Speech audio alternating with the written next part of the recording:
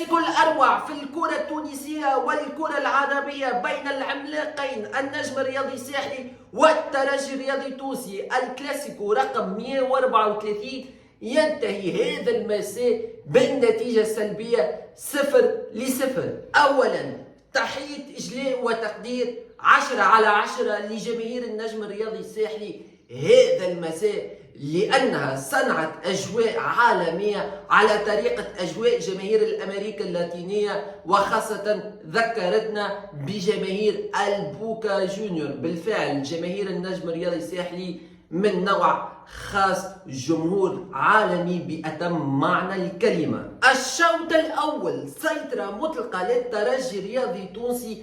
المدرب معين الشعباني تعامل بذكاء كبير مع هذا اللقاء وجعل لاعبين النجم الرياضي الساحلي يلعبون تحت الضغط، مما أخرجهم من اللقاء. الحارس الجديد للترجي الرياضي التونسي أمان الله ثقة في النفس كبيرة ما شاء الله يمتلكها، ويمتلك روح قيادية كبيرة تساعد فريق الترجي الرياضي التونسي. تذكرنا بالعمالقة في حراس المرمى مثل الإيطالي بوفون والإسباني الماتادور كاسياس. مكسب كبير بالفعل هذا الحارس أمان الله للترجي الرياضي التونسي. شخصية المدرب فوزي البنزرتي أثرت سلبا على فريق النجم الرياضي الساحلي، لأنه طيلة الشوط الثاني كان متشنجا وعصبيا، مما أثر سلبا على مردود لاعبين النجم الرياضي الساحلي وأخرجهم للأمانة من المقابلة.